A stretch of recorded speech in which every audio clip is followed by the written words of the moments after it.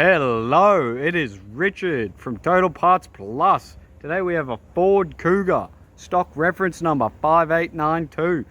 This shape ran from the 11th of 2012 to the 7th of 2013. It has an EcoBoost 4-cylinder 1.6 litre petrol engine backed by an auto all-wheel drive transmission. Here we have our EcoBoost 4-cylinder 1.6 litre petrol engine, grille,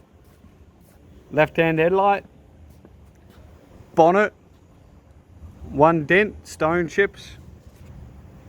left front guard, no dents, left front wheel, steel, 17-inch rim, good tyre, left-hand mirror, left front door, 2 dents,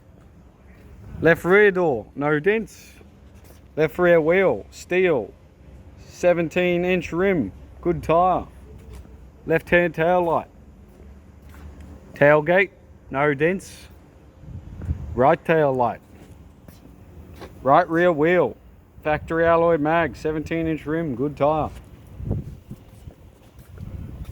right hand mirror, right front wheel, factory alloy mag, 17-inch rim, good tyre, right hand headlight,